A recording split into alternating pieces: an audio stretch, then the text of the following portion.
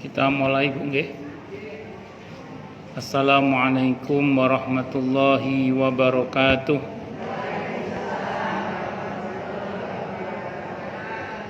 Bismillahirrahmanirrahim.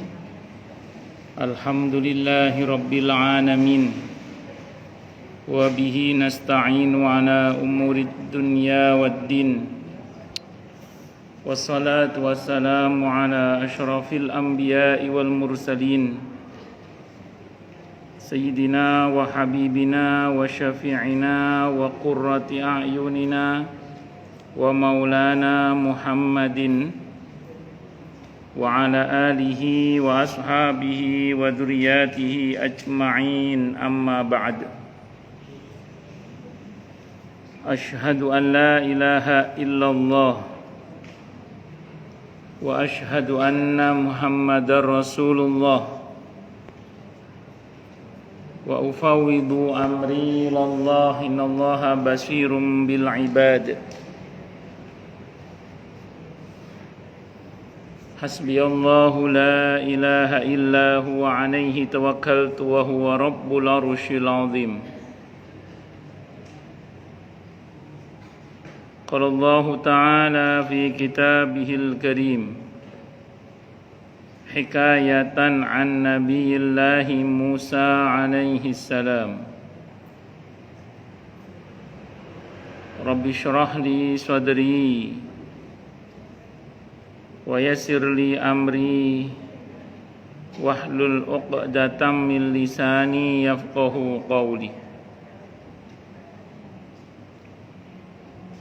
Para asatidah, para ibu-ibu sekalian, hafizani wa hafizakunallah, wabil khusus segenap pengurus Majelis Ta'lim ibu-ibu Masjid Baitul Ma'mur, yang semoga pengurusnya dan jamaahnya selalu dalam naungan rahmat, barokah, perlindungan serta bimbingan Allah Subhanahu wa taala. Amin Allahumma amin insyaallah. Dan tentu saya doakan semoga kemuliaan ibu-ibu sekalian selalu dijaga dan ditingkatkan terus oleh Allah Subhanahu wa taala. Sebagai seorang muslimah, sebagai seorang istri, sebagai seorang ibu, dunia hingga syurga. Amin Allahumma amin insyaallah. Allahumma inna nas'aluka ilman nafi'a wa rizqan thayyiba wa amalan mutaqabbala wa fatahallahu lana futuhal arifin. Allahumma inna na'udzubika min ilmin la yanfa' wa amalin la yurfa' wa qalbin la yakhsha' wa du'a ila yusma'. Allahumma ati anfusana taqwaha wa zakkiha anta khairu man zakkaha anta waliyuha wa maulaha. Allahumma barik lana fi sya'bana wa ballighna ramadhana. Semoga Allah berkahi Sya'ban kita ini.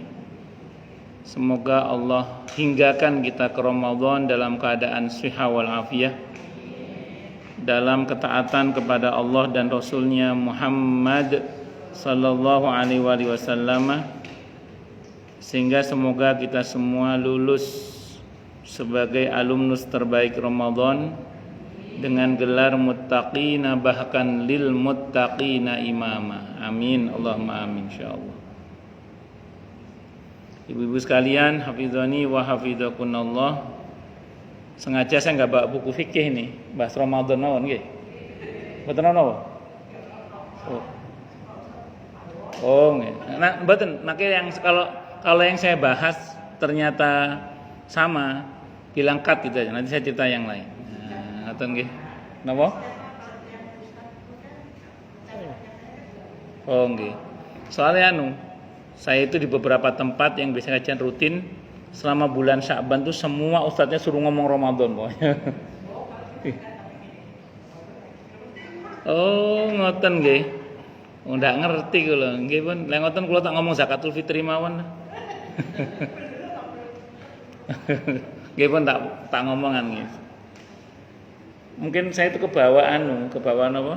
Kebawa karena di beberapa tempat semua ustaz suruh ngomong Ramadan selama bulan Sya'ban. Kayak kemarin itu di Insya Power itu biasanya kan kita ngaji Ma'rifatullah. Napa? Oh, nggih pun. Bismillahirrahmanirrahim. Karena beberapa ustadz sudah ngomong soal Ramadan, kalau tak ngomong niki nggih. Beberapa hadis yang berkaitan dengan bulan Ramadan yang saya nggak tahu nih ustadz yang lain sudah bahas atau belum ini. Di sini ada sebuah hadis. Hadisnya ini riwayat Al-Bazzar. Hadisnya riwayat sinten Bu? Al-Bazzar.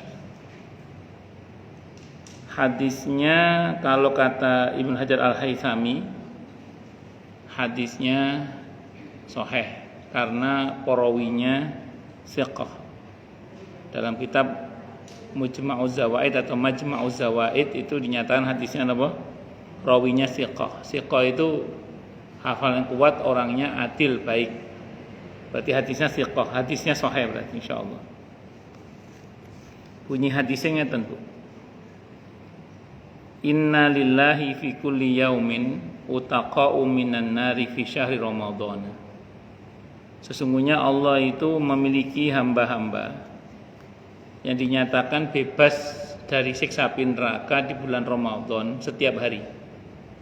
Jadi ada hamba-hamba Allah yang Allah nyatakan bebas dari siksa api neraka setiap hari di bulan Ramadan. Fi syahri Ramadana, di dalam bulan Ramadan.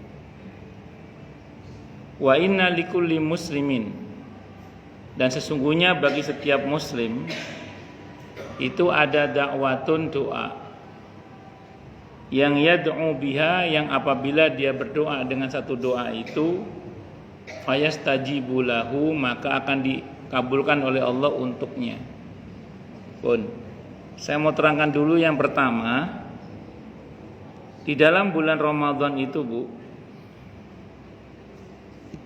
ada jaminan dari Allah bebas dari api neraka untuk hamba-hambanya yang terpilih di setiap harinya. Jadi bukan hanya di 10 hari terakhir, tapi di setiap harinya. Di hadis lainnya setiap malam. Sahabat bertanya, apakah itu malam qadar? Enggak, setiap malam, kata Nabi. Berarti apa, Bu? Berarti kita ini ada harapan dan semoga termasuk yang dinyatakan bebas dari siksa api neraka itu. Ini mumpung saya ingat ya, tadi ada yang minta didoakan ya, saya lupa, mohon maaf. Namanya Bu Agnes ya, betul ya?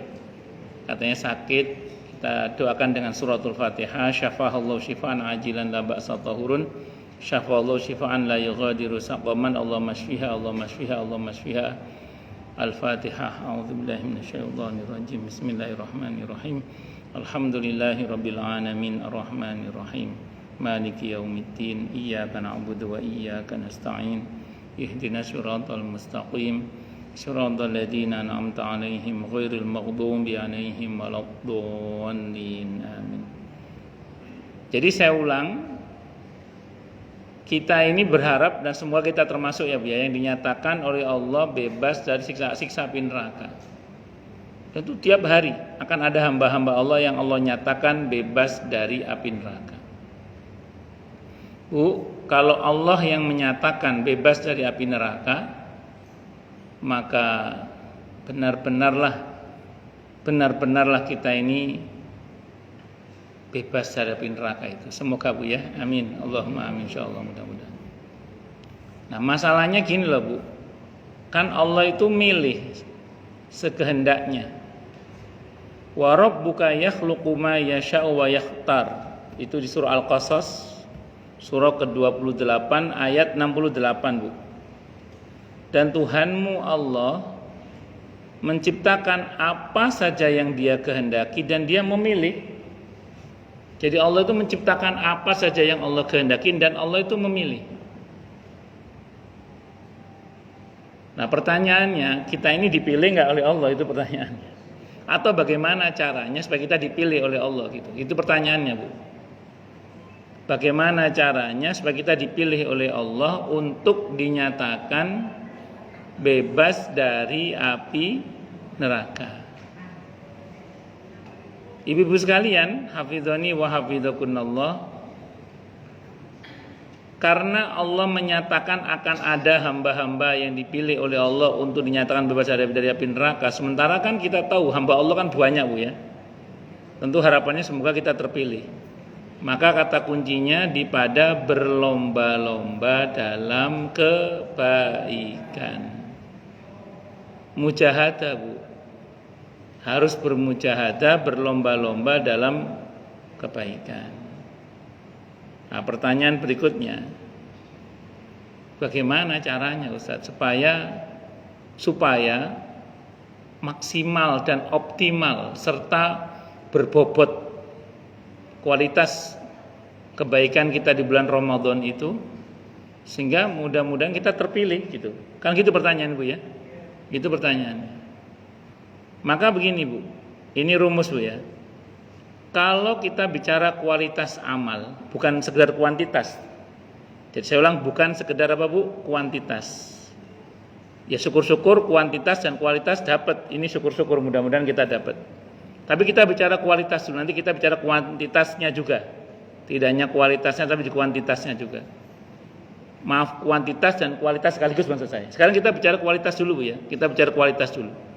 Kalau kita bicara kualitas amal, Bu, kita akan berangkat dari firman Allah dalam Al-Quran di surah Tabarak atau surah Al-Mulk, Bu. Surah ke-67 ayat 2 itu, Bu. Allah berfirman, Alladzi khalaqal mauta wal hayata liyabluwakum ayyukum ahsanu amala wa huwal azizul ghafur. Dialah Allah yang telah menciptakan hidup dan mati dengan aneka pernak-perniknya itu, Bu, untuk menguji kalian siapa yang paling baik amal perbuatannya. Di ayat itu disebutkan siapa yang paling baik amal perbuatannya, bukan siapa yang paling banyak, tapi siapa yang paling baik. Kata Ibnu Abbas, Bu, ini kata pas menafsirkan ayat itu, apa kata Ibnu Abbas? Paling baiknya amal itu, Bu, diukur dari dua. Satu, ikhlasnya. Santai saja, Bu, kalau dimatikan HP-nya santai saja. Saya buat nopo. Ya, enggak usah bingung, santai mawon. Ya. Saya sudah jinak kok, tenang aja.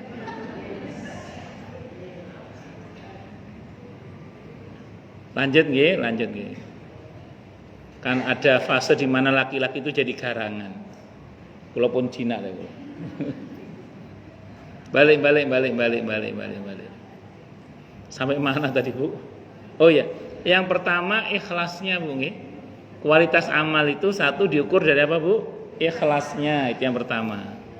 Yang kedua diukur dari benarnya. Pertama apa, Bu? Ikhlasnya. Yang kedua apa, Bu? Benarnya. Itu ukurannya, Bu. Alladzi khalaqal mauta wal hayata liyabluwakum ayyukum ahsanu amala wa huwal azizul ghafur. Itu Tabarak ayat 2 nggih, Bu nggih. Kita berangkat dari situ, Bu. Pertama ikhlas, Bu, harus ikhlas. Jadi kalau ingin amal kita berkualitas, yang pertama harus apa, Bu? Ikhlas. Ikhlas itu dari kata akhlasa yukhlisu ikhlasun, artinya memurnikan. Apa yang dimurnikan, Bu? Yang pertama akidah kita, tauhid kita, iman kita. Jangan sampai terkotori oleh hal-hal yang dapat merusaknya, Bu. Itu yang pertama. Jadi akidah kita, tauhid kita, iman kita jangan sampai terkotori oleh hal-hal yang dapat merusaknya. Apa saja itu Ustaz? Secara umum ya, syirik, riddah, murtad, keluar dari Islam, atau kufur akan ayat-ayat Allah. Kalau akidah kita, iman kita, tauhid kita terkotori oleh salah satunya saja, apalagi tiga-tiganya Bu, naudzubillah min syarri dzalik. Kalau nggak tobat lah Bu ya, kalau nggak tobat, itu hapus Bu kebaikan kita dari akil baligh. Kalau syirik besar terutama ya, maksudnya kalau syirik besar, kalau syirik akbar, itu dari akil baligh sampai berbuat syirik atau syirik besar ya, atau murtad atau kufur akan ayat-ayat Allah itu. Kalau nggak tobat, kalau sampai matinya nggak tobat juga, ngeri Bu. Kita bisa menghadap kepada Allah dengan nol kebaikan. Nauzubillahi min syarri dzalik. Kalau nol kebaikannya, nggak usah ditimbang Bu, langsung masuk neraka. Nauzubillahi min syarri dzalik. Itu yang Allah firmankan antara lain. Kalau syirik kan ada di surah Al-An'am ya. Ini yang tentang kufur akan ayat-ayat Allah misalnya ada di surah Al-Kahfi Bu. Al-Kahfi ayat 105 itu. Itu tentang orang yang kufur akan ayat-ayat Allah. Apa kata Allah? Fahabitat a'maluhum falanuqimu lahum yaumal qiyamati wazna. Hancur lebur amalnya, tidak akan diterima oleh Allah kalau nggak tobat loh ya. Maka kemudian kalau sampai matinya nggak tobat juga, maka Allah tidak akan menimbang amalnya itu Bu. Ditimbang itu kalau ada perbandingan baik buruk, betul ya. Kalau nggak ada perbandingan baik buruk, apanya mau ditimbang Bu? Nggak ada, langsung mawon monggo binara langsung. Langsung masuk neraka. Nauzubillahi min syarri dzalik. Makanya hati-hati, jangan sampai akidah kita, tauhid kita, iman kita terkotori oleh syirik, murtad, dan atau kufur akan ayat-ayat Allah. Aduh Ustaz, dulu belum ngerti. Yang lalu biarlah berlalu, sekarang tobat minta ampun kepada Allah. Loh Ustaz, katanya syirik itu dosa yang tidak diampuni oleh Allah. An-Nisa ayat 48 dan 116. Maka kita jawab, itu kalau sampai matinya nggak tobat. Tapi kalau tobat sebelum matinya, Allah ampuni. Mana dalilnya? Al-Furqan ayat 68, 69, 70. Itu tentang 3 dosa besar sekaligus Bu. Syirik, membunuh, dan zina. Kalau nggak tobat, Allah ancam dengan kehinaan. Kalau tobat, apa kata Allah Bu? Illa man taba wa amana wa amila amalan shaliha faulaika yubaddilullahu sayyiatihim hasanat. Kecuali orang-orang yang mau bertobat, beriman dan beramal soleh, mereka itulah yang akan diganti oleh Allah keburukannya dengan kebaikan-kebaikan. Tidak apa-apa, biarin udah apa ya. Siapa tahu nanti jadi menteri. Menteri yang soleh, amin insyaallah. Allahu Akbar. Bisa dipahami? Dosa diganti dengan ampunan. Termasuk kalau ada pahala yang hilang, kata Imam Syafi'i, sependek yang pernah saya ngaji Bu ya, Allah akan ganti dengan pahala yang baru yang lebih baik. Paham ya? Nah itu seperti itu. Lanjut. Kemudian apa Bu yang mesti dimurnikan? Yang mesti dimurnikan adalah niat kita Bu. Yang kedua apa Bu? Niat. Jadi puasa itu niatnya, ibadah niatnya harus karena Allah. Al-An'am Bu ayat 162. Antara lain ya, Al-An'am ayat 162. Allah berfirman, a'udzubillahi sami'inani minasyaitonir rajim. Qul inna salati wa nusuki wa mahyaya wa mamati lillahi rabbil alamin. Al-An'am ayat 162. Katakanlah wahai Nabi, sesungguhnya salatku, ibadahku, hidup dan matiku, seluruhnya itu semata-mata hanya karena Allah. Al-An'am itu surah ke-6 Bu, ayat 162. Ibu-ibu sekalian, hafizani wa hafizakunallah. Yang kalau iling-iling pengajian Baitul Ma'mur menjelang Ramadan tetap ngaji terus fikih. Kalau iling-iling gimana ini. Jadi Ustadz, kan kita karena Allah sih, tapi kan kadang juga berharap surga, betul ya? Berharap bebas dari api neraka. Boleh nggak itu? Boleh banget, tidak ada masalah. Kenapa? Karena plusnya kan tetap karena Allah toh. Plusnya berharap surga, plusnya berharap bebas dari api neraka itu masuk dalam ranah hal yang ditarghib dan ditarhib oleh Allah. Kita ini dimotivasi Bu untuk masuk surga, dimotivasi untuk selamat dari api neraka. Jadi selaras karena Allah plus berharap masuk surga, karena Allah plus berharap bebas dari api neraka itu masih boleh, tidak apa-apa. Itu masih ikhlas. Kelas bisnis lah itu. Kelasnya kelas bisnis. Tapi kalau ibu plusnya dunia boleh juga enggak? Boleh, selama duniawinya dibenarkan oleh syariat, tidak apa-apa juga. Misalnya, ibu masuk Ramadan itu senengnya karena Allah, plus seneng pesanan nastar banyak, ya tidak apa-apa. Tidak apa-apa toh. Senengnya karena Allah, karena Ramadan adalah bulan penuh dengan rahmat barokah, tapi juga nggak bisa dipungkiri seneng juga pesanan nastar banyak. Suami mau dapat THR, misalnya. Boleh nggak? Boleh saja, tidak apa-apa. Tapi jangan sampai plus duniawi yang dilarang oleh syariat. Apa contohnya? Saya misalnya ya nyumbang, membantu nanti bulan Ramadan saya bantu banyak orang. Mumpung itu waktunya saya zakat misalnya itu, supaya semua orang tahu kalau saya ini orang yang dermawan. Itu namanya plusnya sum'ah sama riya, itu tidak boleh nggih. Kalau plusnya kalau plusnya itu plus yang dilarang seperti sum'ah atau riya, maka tidak boleh. Tapi kalau plusnya itu yang syariat masih mengizinkan, tidak apa-apa. Ngaten nggih. Loh, itu Ustaz tadi bilang plus nastar kok boleh, memang ada dalilnya Ustaz. Loh ada, itu Bu. Jamaah haji itu dulu nggih, jamaah haji dulu itu sambil haji sambil jualan dulu itu. Sama Quran enggak dilarang. Laisa alaikum junahun an tabtaghu fadlam mir rabbikum. Itu di surah Al-Baqarah untuk jamaah haji itu. Enggak ada masalah kalian sambil haji sambil jualan, enggak apa-apa. Tapi ngati-ngati loh ya, aja mung Rabbana atina fid dunya tok. Kok nanti laisa wa ma lahu fil akhirati min khalaq. Mbok ya Rabbana atina fid dunya napa hasanah wa fil akhirati napa hasanah. Wa qina adzabannar. Jadi pesanan nastar banyak enggak ada masalah, tapi jangan berhenti berzikir, ngoten nggih.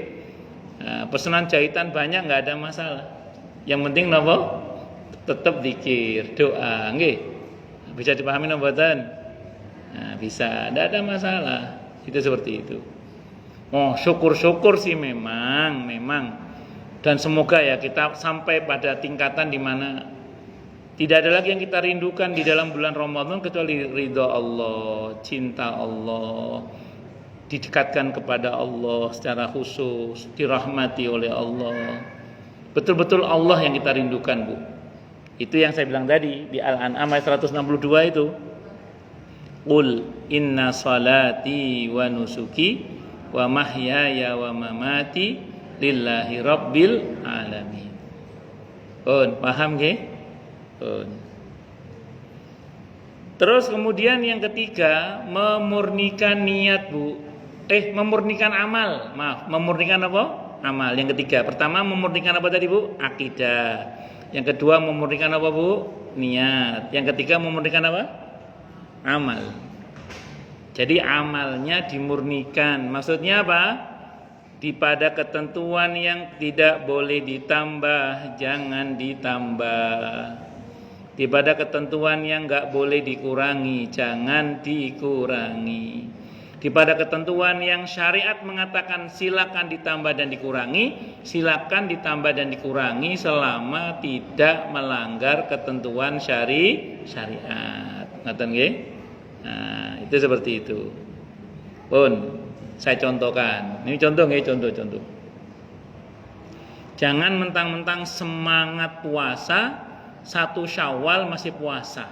Nah, 1 Syawal itu kita haram puasa, enggak boleh puasa Bu 1 Syawal itu. Loh Ustadz, kadang kita masih puasa, tetangga udah bikin opor Ustadz, gara-gara ikut hisab. Kita ikut ru'yah misalnya gitu. Kita ikut ru'yah, yang satu ikut hisab. Yang hisab sudah bikin opor Ustadz, kita masih belum, kalau kita masih ikut ru'yah misalnya, ngeten nggih.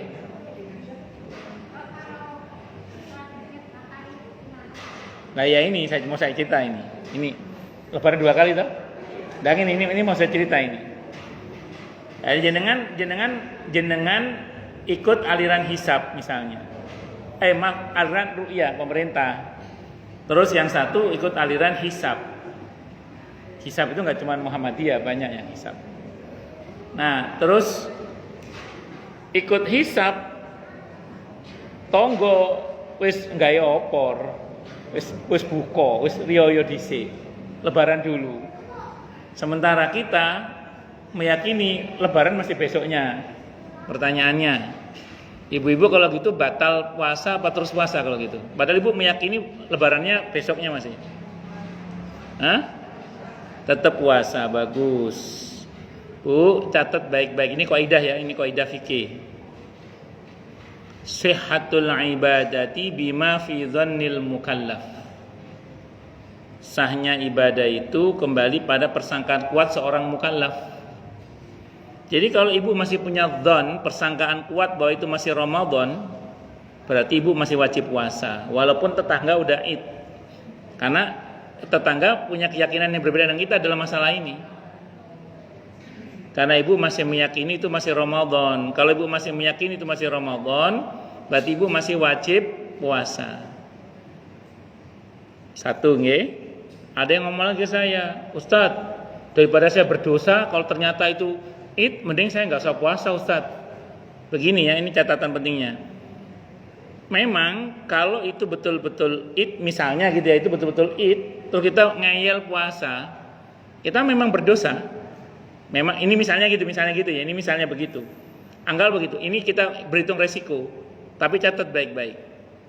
Kalau kita nggak puasa dengan sengaja hari itu, padahal itu masih Ramadan, apa kata satu riwayat, tidak cukup diganti dengan puasa setahun. Berarti dosanya lebih besar mana? Tetap puasa apa ninggalin puasa? Ninggalin puasa lebih besar dosanya daripada jenengan. Jadi jenengan boten puasa hari itu dengan sengaja hanya karena tetangga sudah Id. Itu resikonya kalau sengaja nggak puasa di bulan Ramadan, itu dalam satu riwayat tidak cukup diganti dengan puasa setahun. Berarti dosa besar nggak itu? Besar. Jenengan puasa hari itu juga dosa. Misalnya anggaplah itu dosa misalnya. Nanti saya terangkan. Sama-sama dosanya. Misalnya gitu ya, lebih besar mana risikonya? Enggak puasa itu lebih besar dosanya. Kenapa? Karena ada satu kaidah yang berbunyi begini, Bu. Idza jatama'a mafsadatani faru'iyya birtikabi akhafihima. Kalau ada 2 hal yang sama-sama buruknya, pilih yang risikonya lebih ringan. Jadi yang lebih ringan risikonya ada tetap puasa hari itu. Walaupun kalau Anda nanya saya apakah berdosa? Tidak berdosa. Kenapa? Karena sah dan tidak sahnya ibadah itu dikembalikan kepada persangkaan kuat seorang mukallaf. Nah kalau jenengan masih meyakini itu masih Ramadan, berarti Anda masih wajib puasa. Dosa enggak dosa. Ijtihad itu benar pahalanya 2, salah pahalanya berapa, Bu? 1. Kalau yang melakukan seorang ahli hukum, tidak usah khawatir. Ijtihad itu benar pahalanya 2, salah pahalanya 1. Kalau yang berjihad itu seorang al-hakim, orang yang ngerti hukum. Nah, ibu kan ngikut orang yang ngerti ahli hukum, tuh tidak ada masalah. Kenapa, Bu? Nggak ngikut ahlinya tuh? Enggak. Orang awam itu ngikut ulama, perkataan ulama, pendapat ulama, keputusan ulama itu sudah dalil itu. Dari mana kita tahu mengikuti ulama itu sudah dalil? Al-Quran yang bilang. Di surah An-Nahl ayat 43 itu. Fas'alu ahla dzikri in kuntum la ta'lamun. Bertanyalah kalian kepada ahlul Quran kalau kalian tidak tahu. Siapa ahlul Quran dalam ayat itu, Bu? Ahli dzikir itu siapa dalam ayat itu? Aslinya, Bu, Nabi Muhammad sallallahu alaihi wasallam. Sepeninggal Nabi siapa, Bu? Ahlul Quran di situ. Ahli dzikir itu siapa? Al ulama warasatul anbiya. Para ulama yang menjadi ahli warisnya para nabi. Ahli waris bukan pewaris, ahli waris. Kalau pewaris itu yang mewariskan, Bu. Kalau ahli waris yang mewarisi. Yang mewarisi warisannya nabi. Makanya ulama itu bukan pewaris, ahli warisnya para nabi. Pun bisa dipahami no mboten iki. Nah, jadi yang enggak boleh ditambah jangan ditambah nggih. Mentang-mentang semangat puasa 1 Syawal masih puasa. Atau yang enggak boleh dikurangi jangan dikurangi, Bu. Yang enggak boleh dikurangi jangan dikurangi. Ah, contoh. Yang enggak boleh dikurangi jangan apa, Bu? Dikurangi. Contoh. Ada orang, misalnya ada orang ngeluarin zakat. Kalau ini gini deh biar gampang. Ini kisah nyata, Bu. Ada orang datang ke rumah. Ini kisah nyata, ada orang datang ke rumah, dia bilang, Pak Kiai, ini zakatul fitri untuk saya, ini untuk istri saya. Nah, anak saya itu Pak Kiai masih umur 1,5 tahun Pak Kiai, dia bilang gitu. Boleh nggak Pak Kiai 1,5 kilo aja katanya. Enggak, kisah nyata nih. Nanya gitu, boleh nggak kalau anak saya 1,5 kilo aja karena anaknya baru umur 1,5 tahun katanya. Ya Allah, Pak. Mau umur 1,5 tahun, seabad setengah. Yang namanya zakatul fitri itu 1 sok. 1 sok itu 2,4 kilo, ada yang mengatakan 2,5 kilo, ada yang mengatakan 2,7 kilo. Kalau saya lebih suka saya lebihkan 3 kilo gitu. Kalau untuk liter 3,5 liter. Kalau saya lebih suka saya bulatkan, saya lebihkan yaitu 4 liter. Dan dilebihkan zakat itu boleh. Kalau kurang jangan zakat itu. Nggih. Pun lanjut. Di pada ketentuan syariat yang mengatakan silakan ditambah dan dikurangi, silakan ditambah dan dikurangi. Enggak ada masalah. Asalkan syariat mengizinkan. Contoh, ada orang nanya, Bu, Ustadz, saya sudah taraweh sak witirnya.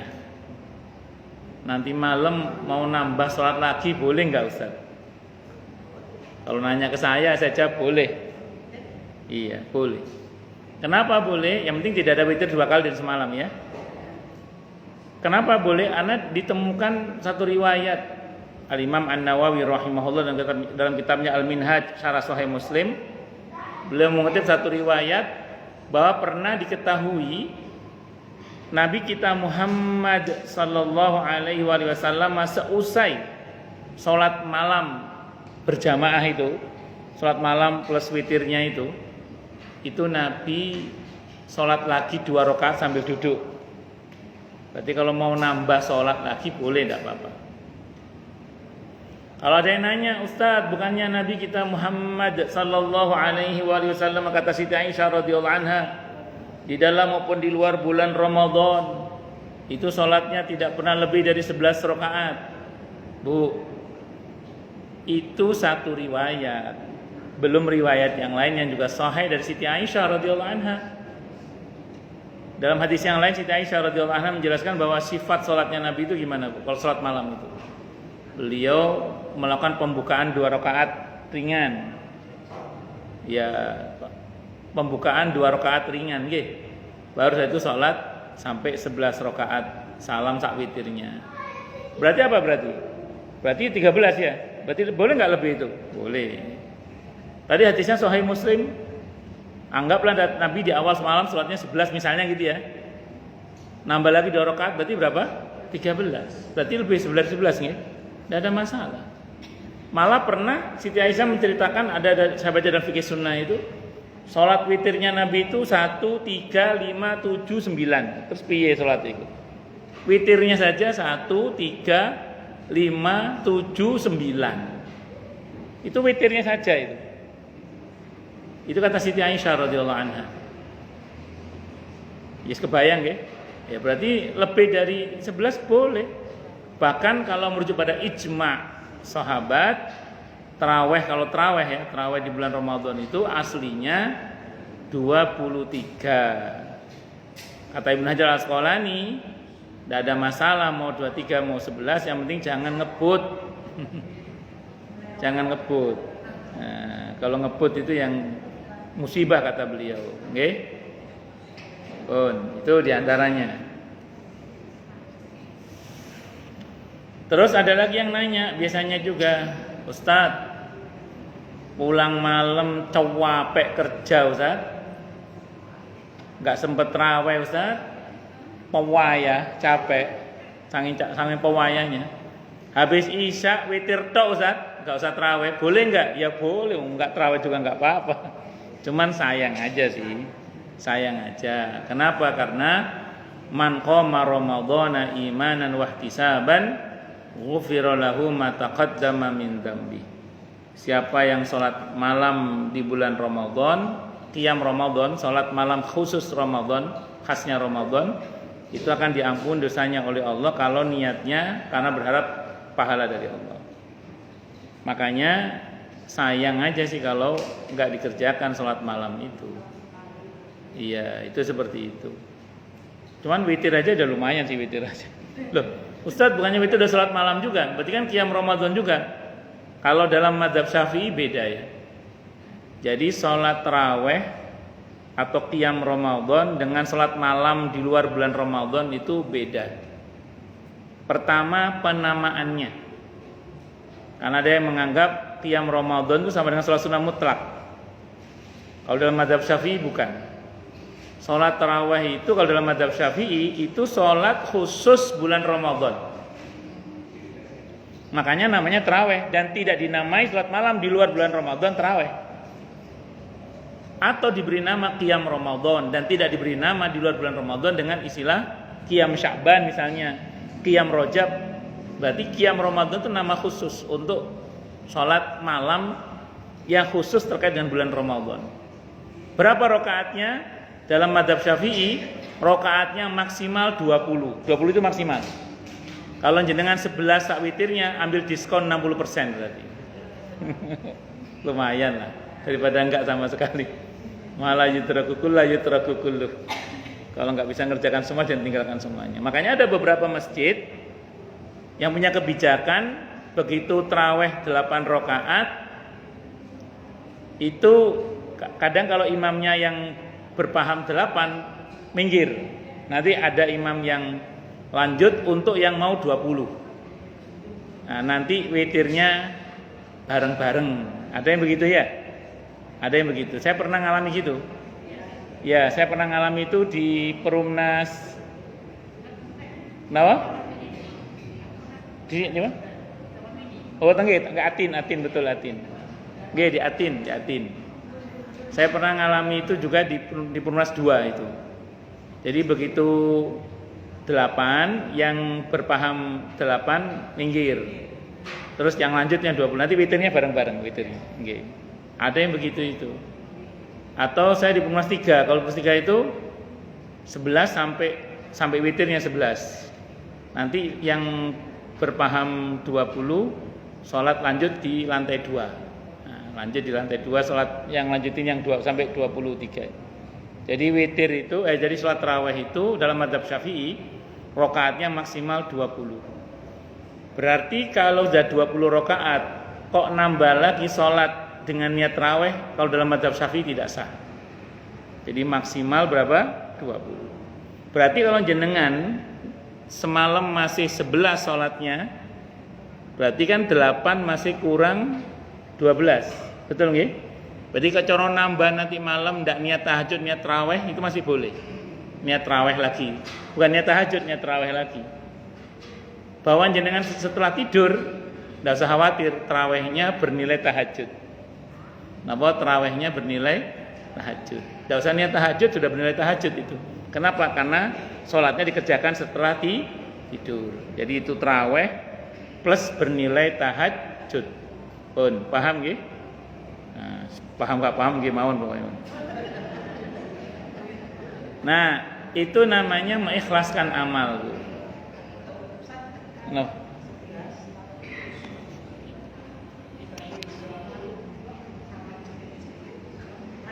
Kan yang saya bilang tadi, mau 11, mau 20, yang penting jangan ngebut. Yang ngebut itu musibah itu. Nah, jadi jangan ngebut nggih.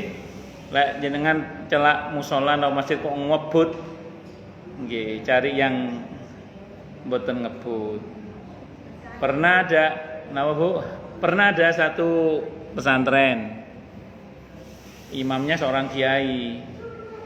Tipe yang 23 niku suwi ngoten. Anak-anak mudanya pada gremeng. Enggak sahur-sahur iki ngene carane. Terus akhirnya kiainya kan denger itu. Ini kisah nyata, kiainya denger. Ngomong ke lurah pondok, pengurus pondok. Aku ngerti wong-wong ngomong apa wingi iku. Ya aku suwe nyen imami, ya sawamu dadi imam, kamu aja jadi imam. Sekarang yang jadi imam pemuda. Ekspres. Sat. Sing tuwek sing ngeluh. Ya Allah, imam rek boyo es koyo ngene. Imam yang saset nggih. Akhirnya gini ku, isi bener mencen tengah-tengah niku, tengah-tengah. Kumak nina. Nggih monggo Bu. Kenapa Bu? Tidak apa-apa. Jadi kalau ibu misalnya capek, pengen sholat tarawih sambil duduk, boleh nggak apa-apa. Karena sholat sunnah itu boleh sambil duduk walaupun kita mampu berdiri bahkan. Sholat sunnah itu kita boleh sambil duduk walaupun kita sanggup berdiri. Kalau sholat fardu tidak boleh, harus berdiri kalau masih sanggup berdiri. Ngaten nggih? Pun. Wis, itu yang pertama harus ikhlas. Yang kedua, untuk kualitas amal itu harus benar. Untuk benar harus pakai ilmu yang pertama. Yang kedua harus pakai ittiba. Nggih. Jadi kalau ingin berkualitas harus benar amalnya. Untuk benar harus pakai ilmu yang pertama. Yang kedua harus pakai ittiba. Mengikuti sunnah Nabi kita Muhammad sallallahu alaihi wasallam. Kenapa Bu kok mesti pakai ilmu? Ya, karena kullu man bi ghairi ilmin ya'malu a'maluhu mardudatun la tuqbalu. Orang yang beramal tanpa ilmu itu Bu, amalnya ditolak dan tidak akan diterima oleh Allah. Makanya harus pakai ilmu. Nah, saya kasih contoh Bu ya, ini contoh. Saya punya jamaah mau sholat tarawih ditanya Bu. Sampai di masjid sholat isya udah selesai, sudah mau mulai tarawih. Jamaah saya ini maunya sholat isya dulu baru tarawih. Kata pembantunya, Bu kita tarawih dulu aja nanti sholat isya. Enggak lah kata jamaah saya, enggak lah. Kita ini isya dulu baru tarawih. Terus disampaikan ke saya kan. Saya jawab yang betul sholat isya dulu baru tarawih. Karena disebut sholat malam Ramadan itu kalau setelah sholat isya. Kalau belum sholat isya belum disebut sholat malam di bulan Ramadan itu, qiyam Ramadan itu atau tarawih itu. Nah, jadi sahnya setelah sholat isya. Itu makanya perlu pakai ilmu. Nah, mungkin saya pernah cerita di sini juga nggih. ada di Pujon, Malang, Jawa Timur tahun 2004. Itu ada orang yang kalau ngajari muridnya puasa itu gini, Bu. Orang puasa itu dilarang makan apapun. Dari terbit fajar sampai tenggelamnya matahari dilarang makan apapun kecuali lontong. Nggih. Dan tahun 2004, Bu, di daerah Pujon, Malang, Jawa Timur. Nah, di daerah Kampung Cerewet ini, Duren Jaya, Bekasi Timur itu, ada sekelompok komunitas yang buka puasanya jam 5 sore. Ditegur, Bu, sama orang masjid. Yang lapor jamaah saya tahun 2006 itu, kejadian tahun 2006. Ditegur sama orang masjid. Pak, kok buka jam 5, kok nggak maghrib? Apa jawabannya? Mas, maghrib waktunya sholat, buka itu jam 5 katanya. Yo, bawang. Makanya harus pakai ilmu. Itu kejadian yang tahun 2006 itu di sini di Duren Jaya, di Kampung Cerewet. Kampungnya Cerewet. Pun. Terus harus ittiba, Bung, ya. Ittiba itu ngikut sunnah Nabi kita Muhammad sallallahu alaihi wasallam. Jadi Nabi itu kalau puasa itu apa yang menjadi kebiasaan Nabi di bulan Ramadan kita tiru kedermawanannya. Kita nggak bisa menyamai sih, Bu, tapi kan meniru bisa toh. Spiritnya kita tangkap. Ya kedermawanannya, apalagi, Bu, semangat tadarus Al-Qur'annya, nggih. Apalagi qiyamul lailnya, apalagi dan lain-lainnya, nggih. Iktikafnya semampunya kita, zakatul fitrinya gitu. Dan aneka kebaikan-kebaikan yang lain yang bisa kita lakukan di bulan Ramadan. Itu kita tiru dari Nabi kita Muhammad sallallahu alaihi wasallam. Saya kira ini, Bu, yang bisa saya sampaikan, semoga bermanfaat. Monggo silakan yang mau tanya, protes, marah boleh. Nggih, sedap. Siapa dulu ini? Nggih, monggo.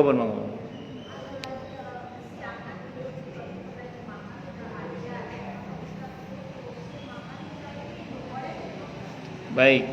Saya mau cerita dulu, Bu, ya. Ada sebuah hadis riwayat Abi Dawud rahimahullah. Pernah satu saat Nabi itu bersahur bersama dengan Sayyidina Umar radhiyallahu an. Pas Sayyidina Umar mau minum, tiba-tiba beliau mendengar adzan. Kata Sayyidina Umar, "Ya Rasulullah, boleh enggak saya minum ini?" Kata Nabi, "Boleh." Terus beliau bersabda, "Aukamakal, barang siapa yang bersahur tiba-tiba dia mendengar adzan, maka hendaklah dia segera menyelesaikan yang ada di tangannya, bukannya di piring, bukan, yang di tangannya atau yang ada di tangannya, jangan yang ada di meja, jangan, atau jangan yang ada di kulkas, jangan.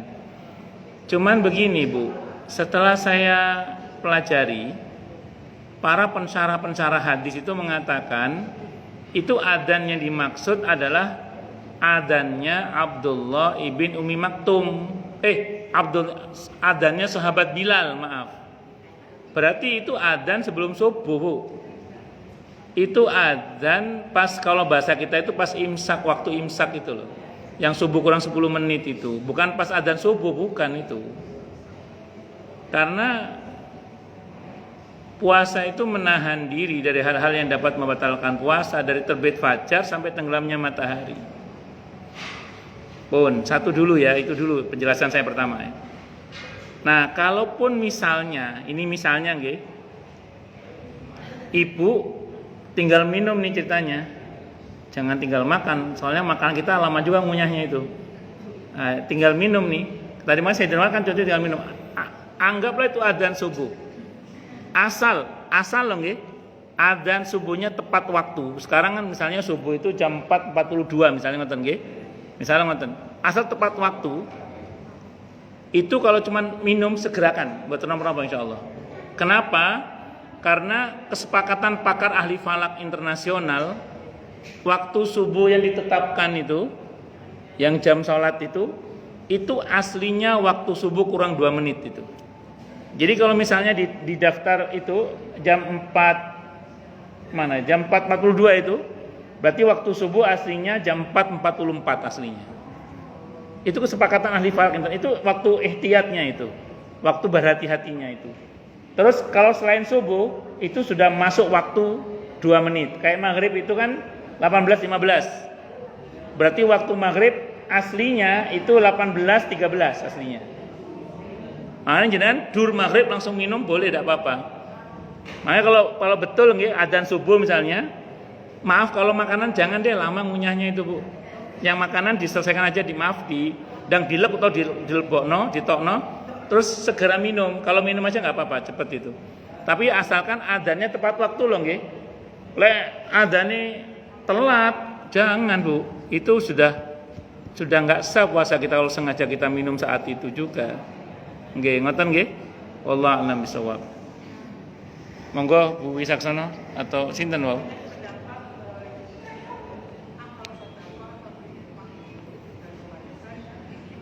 Nggih.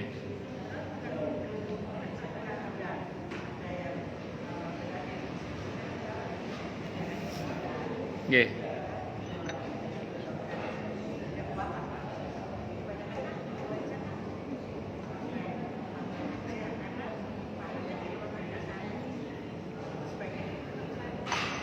Jadi dia sedekahnya hanya Ramadan aja. Nggih, nggih.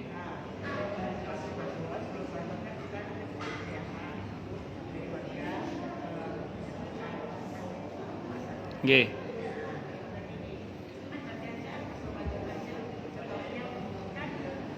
Oh, gitu. Nggih.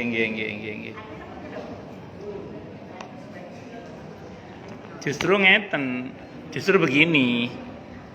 Semuanya yang berhubungan dengan persiapan Ramadan itu kan nanti dipakainya di bulan Ramadan toh. Yang pentingnya dipakainya di bulan Ramadan itu. Sehingga harapan kita dapat keutamaan. Contoh gini. Ibu-ibu misalnya nggih, ngasih fuqara masakin beras dan macam-macam. Beras dan kawan-kawan lah. Itu sekarang ngasihnya, belum Ramadan kan? Oke, kita belum dapat kelipatan pahala saat sekarang ini. Tapi nanti pas begitu Ramadan, beras yang kita kasih itu dibuat sahur, buka. Kita dapat pahala nggak? Dapat pas kelipatannya. Ibu ngeluarin menjelang Idul Fitri, masih Ramadan sih memang itu. Dikeluarkanlah itu di pas Idul Fitri. Dapat kelipatan pahala pas ngeluarin itu. Dengan kelipatan yang luar biasa. Tapi ternyata beras yang kita kasih baru dipakainya nanti Idul Fitri. Kelipatannya udah beda kan? Ya, jadi plus minus sih sebenarnya. Yang betul itu jangan menjadi hamba Ramadan. Maksudnya apa? Baik hanya di bulan Ramadan, di luar bulan Ramadan terus KAP. Bahwa di bulan Ramadan kita sengaja lebih baik itu benar, enggak apa-apa, teruskan itu. Tapi jangan begini, api emang Ramadan tok. Oleh bulan Ramadan gak apik maneh nggih. Dermawannya cuma di bulan Ramadan tok. Engko lek gak Ramadan gak dermawan maneh. Nah itu namanya hamba Ramadan. Itu dicela dalam Islam, tidak boleh itu. Tapi kalau kita di bulan Ramadan lebih baik, bahwa nanti di luar bulan Ramadan kita tidak sebaik di bulan Ramadan itu tidak ada masalah. Karena apa? Karena kan memang iklimnya Ramadan sama enggak Ramadan kan memang beda gitu loh. Ngoten nggih? Ada lagi? Nggih, monggo.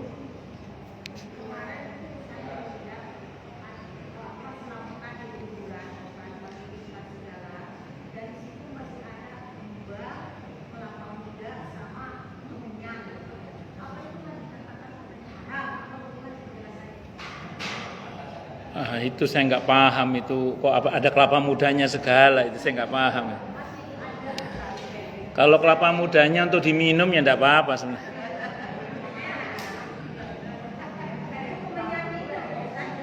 Kalau kemenyan itu kan aromaterapi itu.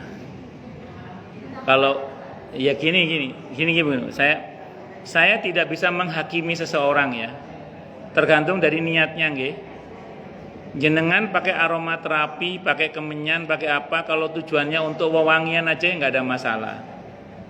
Wong di Masjid Nabawi, di Masjidil Haram ya kemenyan dia obong. Tapi itu kemenyan untuk wewangian memang. Tapi kalau jenengan bakar kemenyan tujuannya itu untuk manggil yang aneh-aneh ya mboten bener satu. Apalagi punya keyakinan menerbangkan sedekah kita dengan asap kemenyan, itu mesti ra bener. Ngoten nggih. Jadi tergantung niatnya satu. Yang kedua, kalau bunga itu saya masih oke lah, karena kan selagi dia masih basah dia bertasbih. Oke, kelapa muda itu untuk apa ya? Itu saya nggak paham itu. Saya ngerinya gini aja deh Bu, gini. Dalam Islam itu ada istilah namanya saddud dzari'ah, mencegah kemungkinan yang tidak diinginkan.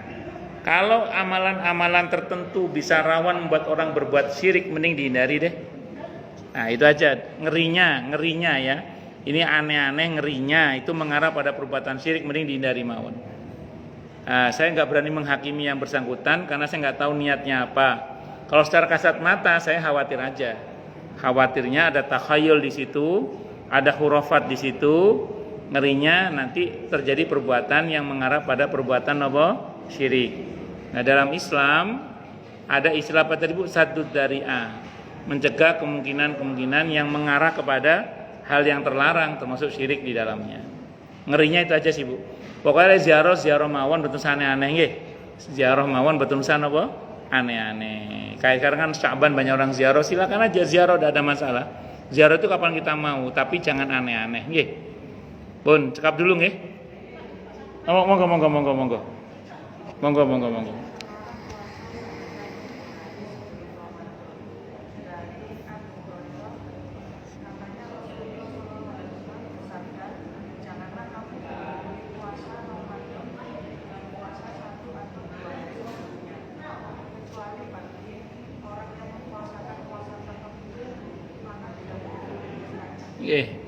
Kenapa Bu Haji?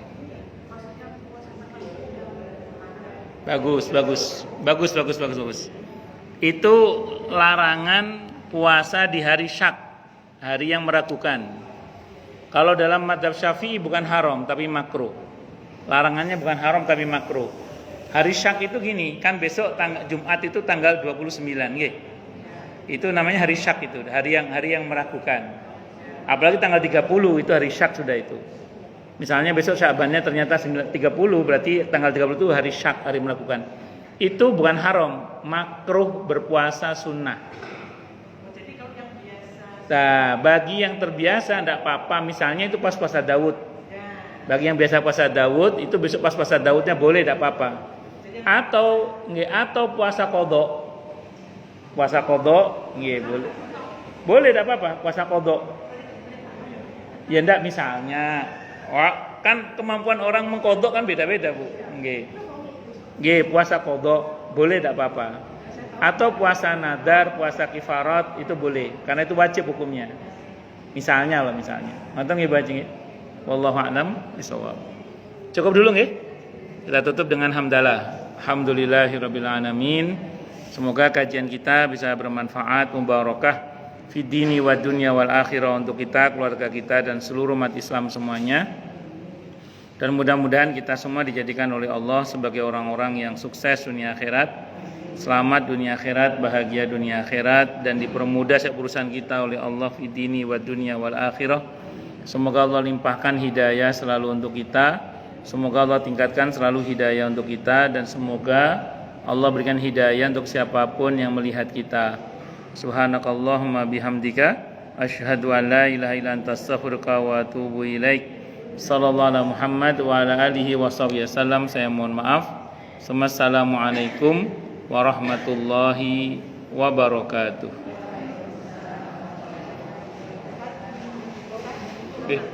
Nggih.